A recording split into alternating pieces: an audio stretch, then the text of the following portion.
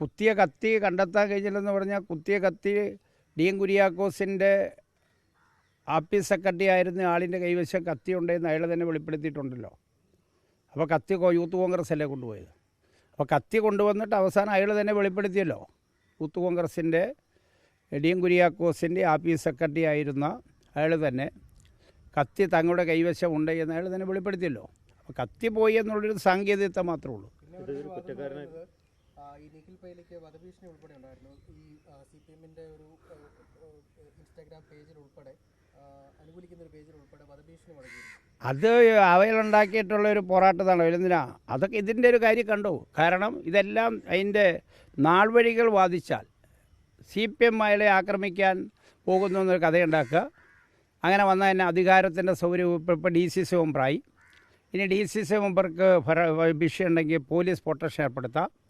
വളരെ ചെത്തിയ പരിപാടിയല്ല. അപ്പോൾ പോലീസ് പ്രൊട്ടക്ഷൻ അതിനൊരു കഥയുണ്ടാക്കുക. അയാളിപ്പോൾ 4 വർഷമായിട്ട് ഈ ജില്ലയിൽ നടക്കുന്നില്ലേ. നമ്മുടെ റോയ്ക്ക പൗലോസിൻ്റെ കൂടെ പ്രചരണ രംഗത്തുണ്ടായിരുന്നല്ലോ. ഉമ്മൻചാണ്ടി മരിച്ച പുതുപ്പള്ളി തെരഞ്ഞെടുപ്പ് മീഡിയ സെൻറ്റർ ചുമതല കൊടുത്തല്ലോ. കേരളത്തിലാകെ തെരഞ്ഞെടുപ്പിൻ്റെ രംഗത്തേക്ക് അയാൾ ഉപയോഗപ്പെടുത്തുന്നുണ്ടല്ലോ. ഈ ജില്ലയിൽ ഇപ്പോൾ അയാൾ ഇതിലെല്ലാം സൗര്യവികാരത്തോട് നടക്കുന്നില്ലേ. ഇവിടുത്തെ ഇടുക്കി UDFൻ്റെ സ്ഥാനാർത്ഥിയുടെ സന്ദേശാചാര്യ സഞ്ചരിച്ചില്ലേ. ഇവിടെ പല പരിപാടികളിൽ പങ്കെടുക്കുന്നില്ല. അതിനൊന്നും ഞങ്ങൾക്ക് തർക്കമില്ല. എന്നിട്ട് അതൊരു കഥയുണ്ടാക്കി അങ്ങനെ CPM അതിലെ ഭീഷണിപ്പെടുത്താൻ പോകുന്നു, കൊലപ്പെടുത്താൻ വേണ്ടി പോകുന്നൊരു കഥയുണ്ടാക്കിയാൽ അത് വളരെ കൃത്യമായ അജണ്ടയാണ്. കാരണം അങ്ങനെ വന്നാൽ ഇനി DCC മെമ്പറാണല്ലോ, അധികാരത്തിരിക്കുകയാണല്ലോ. അധികാരം ഉപയോഗപ്പെടുത്തിയാൽ അയാൾക്ക് പോലീസ് പ്രൊട്ടക്ഷൻ ഏർപ്പെടുത്താം. ആ പോലീസ് പ്രൊട്ടക്ഷൻ ഏർപ്പെടുത്തുന്നതിന് വേണ്ടിയുള്ള വളരെ കൃത്യമായിട്ട് കാര്യമാണ്. ഞങ്ങൾ നിയമത്തിന് മുമ്പിലൂടെയാണ് സഞ്ചരിക്കുന്നത്. ഞങ്ങൾ നിയമത്തെയാണ് ആശ്രയിക്കുന്നത്. ആ നിയമത്തിൻ്റെ അടിസ്ഥാനത്തിൽ കൃത്യമായി ഈ കൊലപാതകം ആസൂത്രിതമാണ് എന്നുള്ളത് തെളിയിക്കപ്പെടും. കാരണം ക്യാമ്പസിൽ അവിടെ അന്ന് നിങ്ങൾ ഒരുപക്ഷെ മാധ്യമപ്രവർത്തനമുണ്ടാകും. കോളേജിൻ്റെ തെരഞ്ഞെടുപ്പിൻ്റെ എല്ലാ ഘട്ടവും പൂർത്തിയായി വോട്ടെണ്ണൽ ആരംഭിക്കാൻ വേണ്ടി റിട്ടേണിംഗ് ഓഫീസർ കൗണ്ടിങ് ഏജൻറ്റന്മാരെ വരെ തീരുമാനിച്ച് ഓഫീസിൽ കയറ്റിയതിന് ശേഷം വളരെ ആസൂത്രിതമായി ഇവരവിടെ നിൽക്കുകയും അതിനുശേഷം ആ കൗണ്ടിങ്ങിന് എല്ലാ വിദ്യാർത്ഥികളും കയറിയതിന് ശേഷം SFI ജയിക്കാൻ പോവുകയാണ്. അപ്പം അതിനെ തുടർന്നൊരു സംഘർഷം ഉണ്ടാക്കാൻ കഴിയുമെന്ന നിലപാട് സ്വീകരിച്ചാണ്. അതിൻ്റെ ഭാഗമായിട്ടാണ് ചായ കുടിക്കാൻ വരുന്ന സന്ദർഭത്തിൽ സംഘർഷം ഉണ്ടാക്കി. അതിനുശേഷം അവിടെ വിളിച്ച സർവകക്ഷി യോഗത്തിൽ ഞാൻ ഉൾപ്പെടെ പങ്കെടുക്കുമ്പോൾ, അന്നത്തെ DCC പ്രസിഡന്റ് ഉൾപ്പെടെ പങ്കെടുക്കുമ്പോൾ KSUവിൻ്റെ ആ എഞ്ചിനീയറിംഗ് കോളേജിൻ്റെ യൂണിറ്റ് പ്രസിഡൻ്റായിരുന്ന പ്രവർത്തകൻ പ്രഖ്യാപിച്ചല്ലോ, ധീരചേട്ടനെ കൊലപ്പെടുത്തിയ ഈ കൊലപാതകത്തിനോട് ഞങ്ങൾക്ക് അങ്ങേറ്റം പ്രതിഷേധമുണ്ട്. അതുകൊണ്ട് ഞാൻ ഈ KSUവിൻ്റെ പൈനാബ് എഞ്ചിനീയറിംഗ് കോളേജിൻ്റെ സെക്രട്ടറി സ്ഥാനം രാജിവെക്കുകയാണെന്ന് ആ സർവകക്ഷി യോഗത്തിൽ പ്രഖ്യാപിച്ചല്ലോ. അവരെല്ലാം നിൽക്കുകയല്ലേ, അത് ഒരാവശ്യമില്ല. അവരുൾപ്പെടെ നടന്നു വരുമ്പോഴാണ് സംഭവം ഉണ്ടായിട്ടുള്ളത്. അപ്പോൾ KSUവിൻ്റെ പ്രസിഡന്റ് അവിടെ പ്രഖ്യാപിച്ചല്ലോ, ഞാൻ ഈ KSU യൂണിറ്റ് പിരിച്ചുവിടുകയാണ്, ഇവിടെ ഇല്ല എന്ന് പറഞ്ഞല്ലോ. അപ്പോൾ അതെല്ലാം എന്ന് പറയുന്നത് ആ കോളേജിൽ ആ സന്ദർഭം പഠിച്ചിട്ടുള്ള KSU വിദ്യാർത്ഥികൾ ഉൾപ്പെടെയുള്ള ആളുകൾ ഈ കൊലപാതകത്തിൽ അവരെ വേദനിപ്പിച്ചുള്ള ഉദാഹരണമാണ്. ആ ഉദാഹരണത്തിൻ്റെ ഭാഗമാണ് ഇത്. ഇടുക്കി ജില്ലയിലെ പൈനാബ് എഞ്ചിനീയറിംഗ് കോളേജ് കാലമായി SFI ആണ് ഭരിക്കുന്നത്. അതൊന്ന് തിരിച്ചു പിടിക്കാൻ കഴിയുമെന്ന് നോക്കുക. അതിനെ മത്സരമായി ആ കോളേജിലെ ഏറ്റവും സ്വീകാര്യനായ വിദ്യാർത്ഥിയായിരുന്നല്ലോ, എല്ലാവർക്കും സ്വീകാര്യനാണ്. അതാണ് സർവകക്ഷി യോഗത്തിൽ DCC പ്രസിഡൻറ്റോട് പങ്കെടുത്തിരിക്കുന്ന യോഗത്തിലാണ് KSUവിൻ്റെ പൈനാബ് എഞ്ചിനീയറിംഗ് കോളേജ് യൂണിറ്റ് പ്രസിഡന്റ് പറഞ്ഞത്. ഒരുപക്ഷെ നിങ്ങളിൽ പല ആളുകളൊന്ന് സാക്ഷിയായിരിക്കാം, ഞാൻ KSUവിൻ്റെ പ്രസിഡന്റ് സ്ഥാനം രാജിവെക്കുകയാണെന്ന് പറഞ്ഞല്ലോ. അപ്പോൾ അങ്ങനെ പറയണതിൻ്റെ കാര്യം എന്താ? ഒരാവശ്യമില്ലാതാണ് ചെയ്തത്. മാത്രമല്ല സർജിക്കൽ ബ്ലേഡ്, ഞാനതിൻ്റെ ഇപ്പോൾ അന്വേഷണത്തിരിക്കുന്ന ആയുധത്തെ സംബന്ധിച്ച് പറയുന്നില്ല. ചങ്കിനേറ്റ കുത്ത് 2 സെക്കൻഡിലുള്ള ആൾ മരിച്ചല്ലോ, അങ്ങനെ കൊല്ലാൻ പഠിപ്പിച്ചല്ലോ.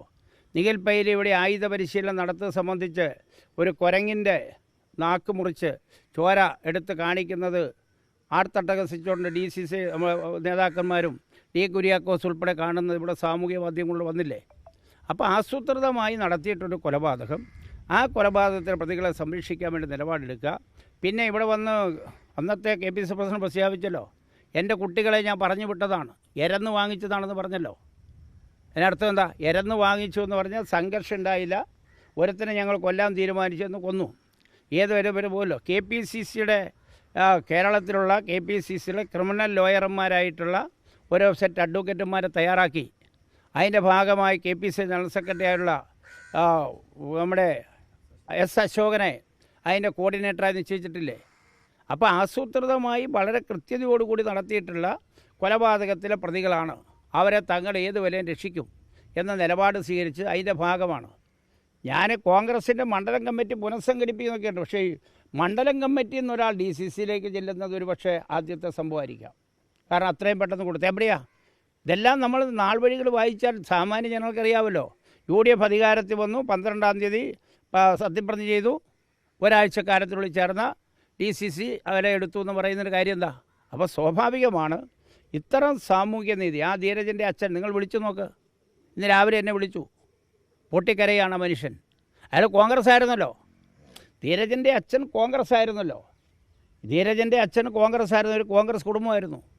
ഈ മരണം ഉണ്ടായി ഞങ്ങൾ ആ വീടിനെ സംബന്ധിച്ച് അന്വേഷിക്കുമ്പോൾ കുട്ടിയുടെ പശ്ചാത്തലം ഇവിടെ വന്ന് എഞ്ചിനീയറിംഗ് കോളേജിൽ പഠിക്കാമെന്ന് അയാൾ SFI ആയതാണ്. അയാൾ പറഞ്ഞല്ലോ കോൺഗ്രസിൻ്റെ നേതൃത്വം ഇങ്ങനെ കൊലപാതകം നടത്താൻ പാടെന്ന് ചോദിച്ചല്ലോ. അവിടെ കണ്ണീര് കാണണ്ടേ?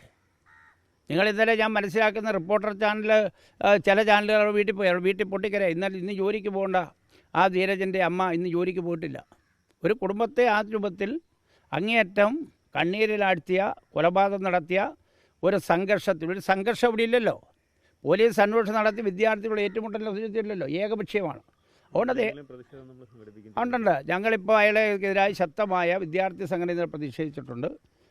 അവിടെ ഇടുക്കി ഏരിയ അടിസ്ഥാനത്തിൽ പ്രതിഷേധം സംഘടിപ്പിക്കും. കേരളീയ മനസ്സാക്ഷിയിൽ UDF എങ്ങോട്ടാണ് സഞ്ചരിക്കുന്നതെന്ന് മനസ്സിലാകാൻ കഴിയുന്ന രൂപത്തിലുള്ള പ്രതിഷേധം ഉയർത്തിക്കൊണ്ടു.